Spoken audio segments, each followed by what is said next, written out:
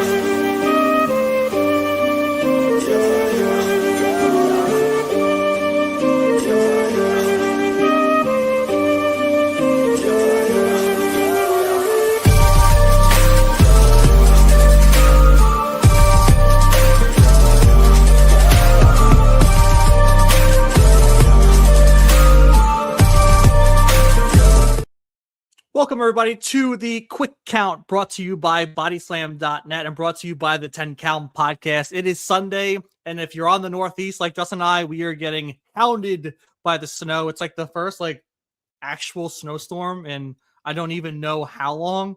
I went out there for a second. I enjoyed it for a bit. I not looking forward to shoveling. At least I don't do too much. I live in an apartment complex, so at least most of it's not me just digging my car out. But Justin, how you digging the snowstorm, man? It's coming down. I went out there probably 3 hours ago, trying to get ahead of it a little bit, and an hour later, it looked like I did absolutely shit. So probably head back up there after this quick count. We are on a podcast with Hitting the Turnbuckle at 3 p.m. Eastern. So we'll do that, and then I'll probably have to go back to reality, shovel a little bit more, but the snow is coming down, my friend. Holy crap. That it is. And Matt, let's go. Welcome in on this Sunday. If you're on, like I said, the Northeast with us, I hope you're enjoying the snow, embracing the snow. There's not much we can do but embrace it with how much is coming down. But yeah, we're going to talk about a few topics today. We're not going to touch on things we're going to talk about at 3 p.m. Eastern with Hitting the Turnbuckle Podcast. Tune into their channel at 3 if you have the time to see a bunch of different topics we're going to dig into. But yeah, work sucks. Yeah, you're right. It does. I know. But yeah, I want to talk about one of the big things that we saw from TNA on Thursday was the system, as you wrote in the description, got a reboot. We have Bear Bronson as one of the members, and then we have a why am I blanking on his name? Cedric Alexander coming in to toss out Moose. Like this, I'm excited. Like I said on Thursday when we did the podcast before TNA, that TNA needed to do things to keep interest. I didn't think they needed to hit a home run on things. They needed to garnish some stories that would get my attention. I mean, as we always say, Bear Bronson, we've had him on the show. He's a friend of the show. I'm already intrigued on what they're doing with the system, how Moose is going to get tied in. He's all alone. You know, JC is gone. He's retired. So Moose is on his own against a system that now has a beast of a man in our guy Bear Bronson. So I can't wait to see how Bear Bronson fits into this new system. As you mentioned on X, you know, it's like a Creative Pro reunion as the system now, which is really cool to see. But what do you think, Justin? It's what TNA needed. When I saw that like the bringing in a new member of the system was the main event, technically, I was like, all right, it's got to be someone. Something's got to happen. And then I mean, a week before, we literally said, "Where's Bear Bronson?" We both said it. Like, you bring him in. We're hearing that he's signing with TNA. He gets the push right off the bat to be in a world championship match against Frankie Kazarian. He comes up short, but then he wasn't there for Genesis. He wasn't there for the premiere on AMC. We were like, where the hell is he? Well, he's here, and he's going to be a major player in TNA. I loved it. I loved every second of it. Moose, for me, Moose doesn't need, and if I sound nasally, I'm fighting a cold. I apologize to everyone that's listening right now. But Moose doesn't, I don't think Moose needs the system. Moose is a big enough star that he'll be fine. And sure, he'll probably feud with the system for a little bit. He'll keep getting beat down. But man, Bear Bronson, dude, is going to be a major player in TNA right now. And I cannot wait, because no one deserves it more than our boy Bear. He has worked his ass off. And I am excited to see it pay off. From interviewing him during the mid of his Summer of Violence to now, it's crazy to see where he's come. And when we've interviewed him, which hopefully we get to interview him again soon, you know, we brought up before he even wrestled Matt Tremont, before he teamed with Matt Tremont, right? We asked him about these things and what he was excited for, and he's hit his goals and then expanded on them. So he's hustling, he's grinding. I love what he's doing, and I can't wait to see this. I guess has to be more violent side of the system, because if you're bringing Bear Bronson in, you know, he's going to bring the violence to TNA. And I'm just excited to see how that changes things, especially for like a Brian Myers type that's going to be, you know, potentially co-leading the system. And I love that. Like I said, Creative Pro. Creative Pro is now the biggest faction in TNA. Move over, Elegance brand. The system is here and Creative Pro is here. Like, now you just need to bring in Gabby. You gotta just bring in all of Creative Pro and like just get all of them in, because to see Brian Myers and Bear Bronson both working together in the system brings a tear to this Long Island boy's eye. Hell yeah. It's a Long Island dream. I do want to get into some SmackDown too. I know we're touching into, you know, kind of what's happening with the Feast or Fired with hitting the turnbuckle, but I want to get into kind of Friday Night SmackDown. One thing in particular is Cody Rhodes, Jacob Fatu. I was curious to know how they were going to, you know, promote this match on Friday heading into Saturday night's main event.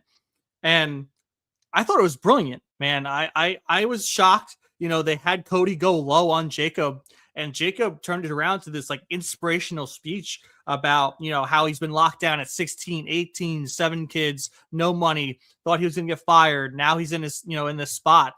And, you know, I loved it. Cody kind of brought that out of him, which I enjoyed a lot. Do we foresee a heel Cody Rhodes? Because I think it's happening, dude. I didn't know if they'd want to, you know, turn that page and go that route, but I don't know, man. Cody's kind of getting a little grumpy, a little angry inside. I went from EBT to WWE is one of the toughest, coldest lines I think I've heard in quite some time. Jacob Fatu has those bars. Cody, Body Slam and Corey and whoever else said that a character change is coming to Cody Rhodes. We are going to start seeing a meaner side of Cody Rhodes. I don't think the full heel turn is happening yet. It's definitely going to happen. 1000%. But I think WWE and TKO would be stupid to I don't know if it would kill the merch sales. I think Cody would still have his fans regardless. But I mean, Cody's the top seller. Your top seller is your top babyface. Although I think more fans are starting to lean into the idea like, all right, I can get into this now. He's not just this mega super babyface that is just the company's guy. He's starting to show a little side that we've been wanting to see for quite some time. But I like the direction where it's going. It's funny because like Cody's like the antithesis of what the Authority is, right? He's the good business guy, right? What's good for business. When we saw it to the Authority back in the 2010s, it was they forced things down your throat. They wanted their champions to be their champions, and now he's like the corporate puppet, but like in the face way. And it worked for me for a little bit, right? He's the company guy, but after a while, it starts to seem like we can't do this John Cena, Super Cena thing again. I know, Cena passed the torch to Cody, but the thing that made me hate Cena was that they forced him down our throats. They forced the championships, down our throats. He would beat the biggest and best guys all the times. You have Umaga on an undefeated streak. John Cena beats him. Great Khali, undefeated streak. John Cena beats him. Bobby Lashley is a force to be reckoned with in ECW. Gets beat by fucking John Cena. So, like, I didn't want to see that with Cody. That's why I felt bad with Drew. And granted, with Drew, the one thing I appreciated was that Cody was doing some underhanded tactics to actually finish off the win, right? Cody didn't introduce the title belt or the chair, but Cody used it to his advantage, right? So he was able to, win, but kind of dirty. And he wasn't just beating them outright like John Cena was doing. So I am happy that they are going this route. I think it'll keep Cody fresh. I think people, at the end of the day, look how many people are yelling the woe when he does the entrance. People are cheering him. Someone tweeted the other day, Cody came out, they booed him, then they start cheering him. Then the second time he came out to fight Jacob Fatu, the one last week, they're all for it. Like Cody has that we want Cena sucks kind of vibe, but I think a little bit better because it's actually like garnering a lot of good attention for him. Cody knows how to work the crowd. He can turn a crowd in a second. I think the best example of Cody doing that would be his last promo in AEW, where he has the TNT championship. They are booing the ever living shit out of Cody. And then Cody he says, oh, I was told not to use this promo, but I don't know if I'm ever going to get the chance to do it. So here I go. I'm going to do it anyway. And he just starts ranting and riffing, and he turned the crowd. He literally turned this crowd that has been dying for him to turn heel into cheering him in approximately 2 minutes. Cody is the king.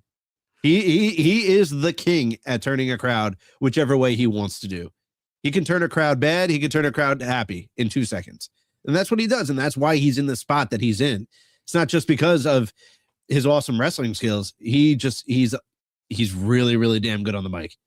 He's incredible on the mic. Yeah. Yeah. I want to know your thoughts too on like, they started off the show and it didn't end up being a match. It was a brawl. Like, did you like that? What'd you think about that? That's starting the show. I mean, yeah, it's fun. Don't get me wrong. It's fun to see them brawl throughout the arena at the Bell Center in Montreal.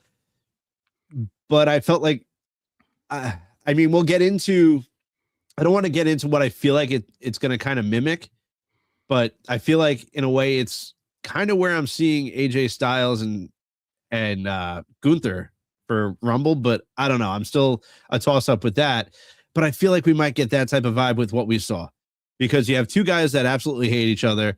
They're not waiting for the bell. They just want to go at it. They want to brawl. They want to kick the living shit out of each other. The crowd's into it. They're backstage. They're eating popcorn in the arena. They're doing whatever. And then it just ends in nothing because Drew comes out. If there's anything that it came of it is I see a triple threat. I see a triple threat at WrestleMania. That's what I'm getting out of it. Like it's fine. I didn't need a winner. It just was that thing to get the crowd going at Saturday Night Main Event. Yeah, I kind of have an opposite vibe with what I think's going to happen. I kind of want to like talk about it for a second. Yeah, go for it. But Sammy has another shot now at the WWE Championship, is he really going to lose another opportunity? And to me, I know people spoke about it, right? There's a chance that Drew can, have it for a month, the Sammy can have it for a month, then Cody gets it back to maybe fight Roman or something. But what if Jacob and Cody interfere during that title match and screws Drew over so Sammy wins at the Royal Rumble? What if there's just mayhem between Cody and Jacob and it messes with Drew and causes Sammy to win? And then you can have a fatal four-way at Elimination Chamber, Jacob, Sammy, Drew, Cody, and Cody can win it back for Roman to then challenge him at WrestleMania. That's how I see this going. The reason they added Drew for a reason. They added Drew to take out both Jacob and Cody for a specific reason, and it's not going to just wait until WrestleMania. I think it's going to happen. That payoff's going to happen a bit sooner, and that's going to be next Saturday. I feel like there's just too many moving parts with that theory. I feel like for all that, sure, we still have a few months until Mania. And I get it. Like, Sammy will get that title, but to take it off Drew that quickly, I think it would diminish everything that they've already done by giving him the title.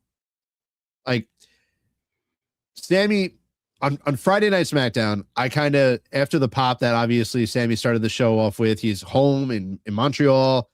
You got the Olay chants and everything. Seeing what happened with Sammy on SmackDown, I kind of had a feeling they were going to pull the trigger on him and be like, all right, Sammy's going to get the opportunity. It came to fruition. Sammy got the number one contendership in Montreal in front of his family and friends. Huge pop. But now I feel like Drew's just going to eat at him on the mic. You haven't beat me. All this crap. He's still not. Sammy will get his. I just don't think that it's happening at the Rumble. And I just don't see it happening there. It will happen eventually, but I just feel like there's too many moving parts. And I don't want to see the title flip-flop 3 times before Mania.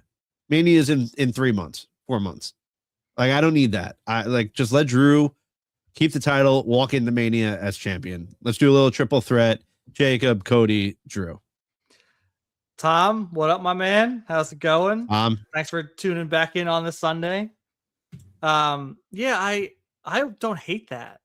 We've seen long title runs lately.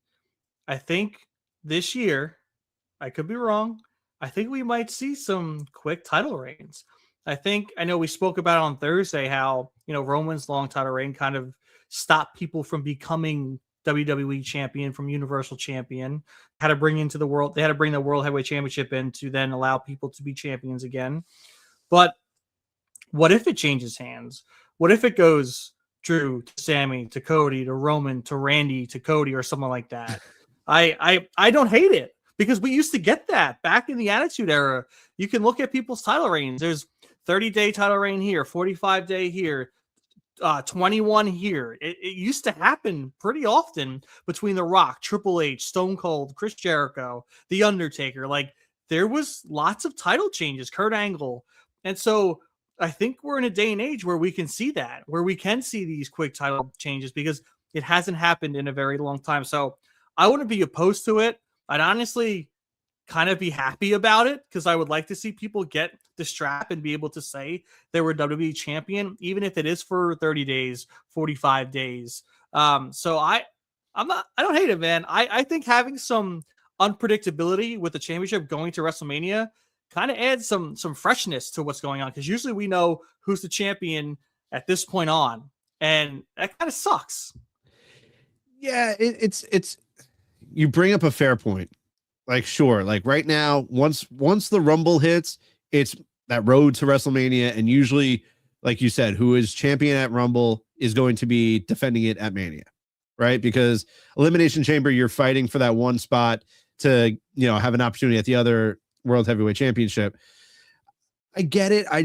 I would be more okay with that after Mania, just because Mania season is such a major part in the whole cog of the year that obviously WWE puts on, that they really just got to hone in on the storyline and build the storyline to be exactly what they need it to be. They have to sell the fans on the storyline. And I think it would be a little bit tougher if the title is switching hands every month. I don't know. I disagree. No, I love it. It's in Vegas, dude. Look at the prices. It's already sold. I think it's already sold out for the most part. I think everyone's bought their tickets. You know, WrestleMania is one of the biggest event of the year. People don't wait to buy tickets for WrestleMania. People buy WrestleMania tickets 6 months out. So I don't think it matters. I this day and age with how big wrestling is, you know, I don't think they're strapped to get people in the seats, you know, especially going into Saudi next year. You know, that's probably already sold out. You know, they already probably have that arena booked out. So I think we're in a day and age where they don't need to worry about filling the seats. I don't think they need to worry about, you know, that big story or that big story for the WWE Championship, because you can have that with the world title. You can have that with the women's championships. You can have that with the Intercontinental Championships. So I don't know. I'm here for the ride, man. If Sammy wins on Saturday, I'm calling it. It's going to be pretty much like a championship scramble leading through the year. And hey, maybe they could bring it back. Bring back the championship scramble. WrestleMania, you can have Roman, Cody, Sammy, Drew, Jacob just fighting for the championship. 30 minutes, and whoever has the last pinfall is the champ. I'm for it. Let's do it. Yeah, that would be cool. That would be cool. I don't know. I feel like even just for Drew, like we've seen Drew lose this opportunity so many times. It was like a broken book, right? And Black Hawker, what's up, brother? Sammy for the win. I mean, I loved it. I love seeing it. But just for Drew, like Drew deserves to hold on to this title through this run and bring it into Mania. If he loses at Mania, it is what it is. But I mean, goddamn, at least let the guy hold on to it until Mania. He carried WWE through COVID, right? He won his first championship in the Performance Center at WrestleMania. And then he finally won it back, and he lost it 2 seconds later to Damian Priest cashing in on him at Mania. So he's just worked his ass off. Like, give it to him. Just give it to him. We have in the chat on YouTube, DNC Digital. What if Sammy loses the title match? You get the Heartbreaker, and he goes and wins the Rumble with Drew's promo and the Cody Fatu deal. I feel he keeps it. Oh, dude, I like that. I am a fan of that. I think that'd be cool. That's like, again, a Sammy underdog story. Loses the title match, enters into the Royal Rumble at whatever number and wins it. I'm for that. That'd be freaking sick. DNC Digital. I like your mindset there. Good booking. Yeah, I'd be okay with that. I also just Roman Reigns has to appear somewhere. I don't. It would be cool. Don't get me wrong. Like it was cool seeing Jay, eliminate John Cena at the end of the Rumble. Would it be cool to see Sammy knock off Roman? Yes, I would absolutely go ape shit. But Roman's Roman until proven otherwise. I think Roman's winning the Rumble. Yeah, but Roman's got a lot of runner-ups in the Rumble, man. He's got a lot of runner-ups. He's come second more than he's won that thing, or even probably participated, and he probably has majority second place runner-ups. But maybe they can go the route of Roman and Punk then, because there's still story there. I don't know. I think there's still room for Roman. Yeah, Roman you could fit in to several different storylines just because of what he and the Bloodline have done in the past, right? Like they have screwed over so many people in the past that those stories can just come back to bite. And Triple H loves a long-term story booking, right? So sure, it could happen. I don't know. I like I said, I don't like getting my hopes up for out of the normal finishes just because then I get excited about it and then it doesn't happen and we get exactly what we thought and it gets shut down. DNC Digital on YouTube, walk with me. I think we have talent that's larger than the title. I feel you can run matches with certain talent and have them main event Mania without the title. I agree.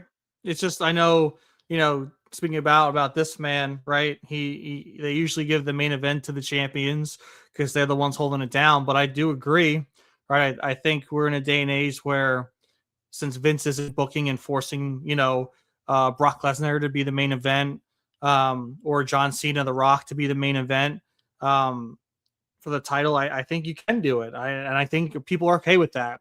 I think we're in a generation where the locker room is okay where they sit. Do they want a main event? Sure. But they're all in cahoots together. They're all backing each other. They all have respect for each other. They all want to have success with themselves in the business. So I agree. That being said, DNC Digital on YouTube, they can give the Rumble to a popular low main eventer and give them the title match without having to main event Mania like Jay or LA Knight.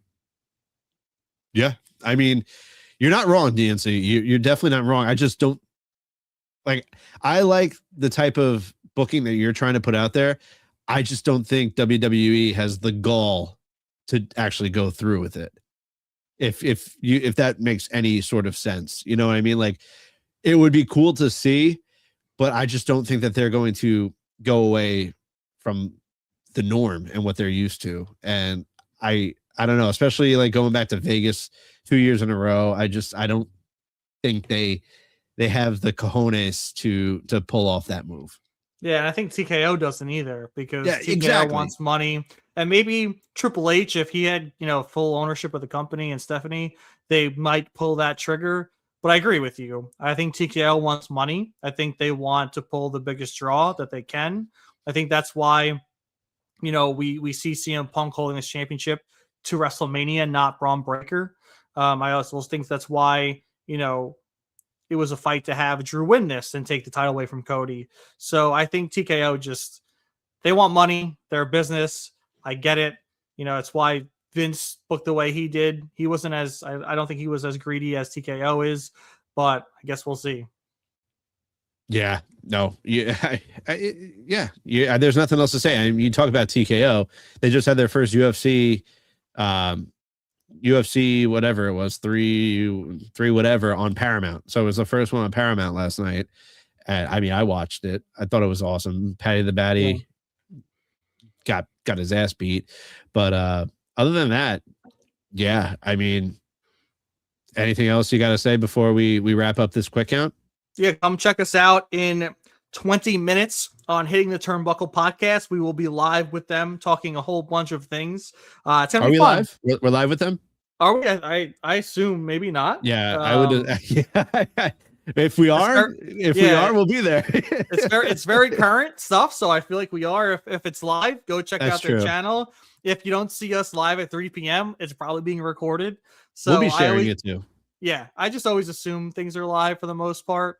I just like being live. That's why we do what we do. But yeah, if we are live at 3 p.m. in 20 minutes, go to Hitting the Turnbuckle podcast, their X or Twitch or wherever they are.